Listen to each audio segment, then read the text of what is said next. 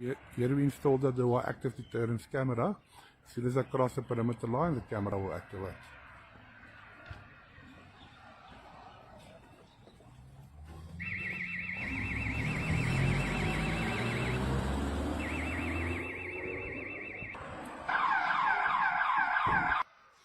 On the inside of the complex, we installed the wireless cameras. There's the wireless transmitter. The 3 wireless cameras connected to the wireless receiver.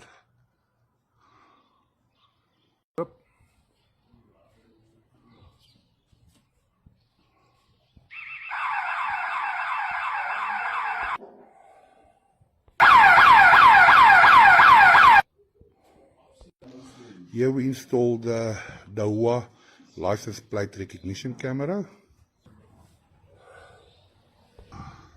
Here everything is connected to a 42-inch 24-hour burning monitor.